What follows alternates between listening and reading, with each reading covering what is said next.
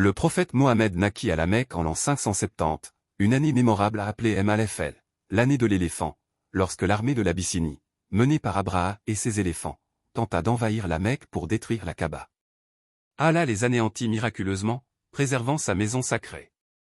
Son père, Abdullah, mourut alors qu'il était encore dans le ventre de sa mère, et sa mère Mina bin Wahb décéda lorsqu'il avait 6 ans. Le petit Mohammed devint ainsi orphelin très tôt, passant de bras en bras, d'abord élevé par son grand-père Abd al-Muttalib, puis, à sa mort, par son oncle Abélib, un homme respecté mais de conditions modestes. Dans son enfance, il fut envoyé, selon la coutume arabe, à la campagne pour être allaité et grandir dans un environnement pur. Sa nourrice fut Alma Sadiya, qui raconta plus tard les bénédictions extraordinaires qu'apporta la présence de l'enfant Mohammed dans sa maison, leurs troupeaux prospérèrent, et la baraka, bénédiction, les accompagnait. Un jour, alors qu'il jouait avec d'autres enfants, 2 anges vinrent lui ouvrir la poitrine et laver son cœur avec de l'eau pure, signe de la préparation divine à sa mission prophétique. Adolescent, Mohammed connut la pauvreté mais se fit rapidement remarquer par son honnêteté, sa loyauté et sa noblesse de caractère. À une époque où les Mécois étaient plongés dans l'alcool, les guerres tribales et l'idolâtrie, il resta préservé de ses vices. Il travailla comme berger, puis accompagna son oncle dans les caravanes commerciales vers la Syrie. On le surnomma très vite Al-Amen, le digne de confiance, et Al-Dik, le véridique, car jamais il ne trahissait une parole ni un dépôt.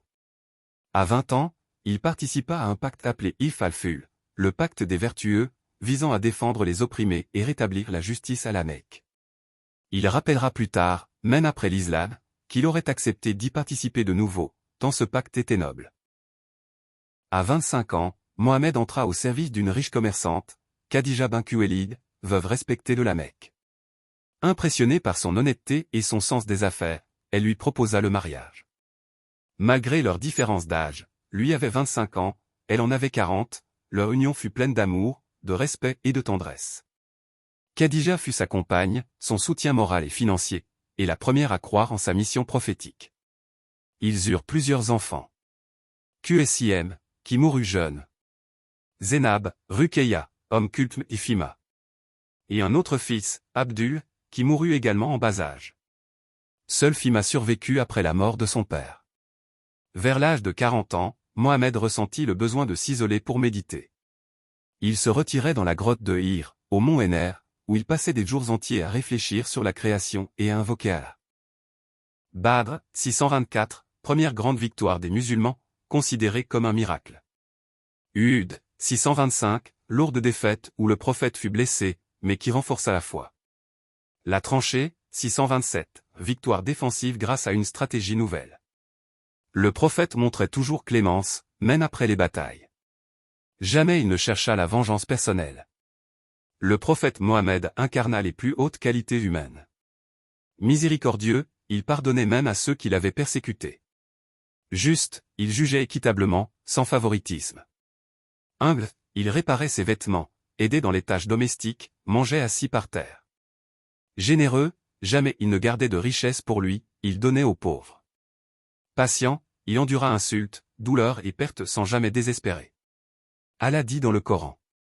Tu es certes d'une moralité immense. Sourate Al-Kalam, 68, 4. En plus du Coran, miracle éternel, le prophète accomplit plusieurs miracles.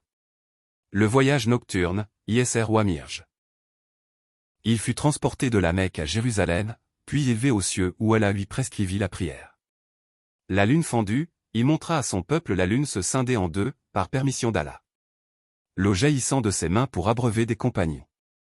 La multiplication de la nourriture lors de moments de famine. Les prophéties qui s'accomplirent exactement comme annoncé. En 630, le prophète entra à la Mecque avec 10 000 compagnons. La ville se rendit sans résistance.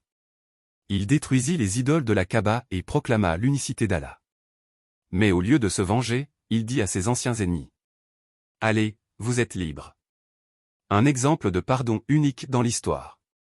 Le prophète Mohammed n'a laissé ni richesse ni palais. Il a laissé le Coran, parole éternelle d'Allah. La Sunna, son exemple et sa voix. Et une communauté de croyants. Son message de justice, d'amour, de fraternité et de miséricorde continue d'éclairer l'humanité plus de 1400 ans après sa mort. En 632, il accomplit le Hajj al-Wad, pèlerinage d'adieu. Dans son sermon, il insista sur l'égalité entre les hommes, sans distinction de race ou de couleur. La sacralité de la vie et des biens. Les droits des femmes. Et l'importance de s'attacher au Coran et à sa Sunna. Peu après son retour à Médine, il tomba malade. Pendant ces derniers jours, il pria pour sa communauté et demanda pardon pour elle. Il mourut le 12 Rabi'ul Awwal, à l'âge de 63 ans, dans la maison de son épouse Isha. Il fut enterré à Médine, dans ce qui est aujourd'hui la mosquée du prophète. Le prophète Mohammed n'a laissé ni richesse ni palais. Il a laissé le Coran, parole éternelle d'Allah. La Sunna, son exemple et sa voix. Et une communauté de croyants. Son message de justice, d'amour, de fraternité et de miséricorde continue d'éclairer l'humanité plus de 1400 ans après sa mort.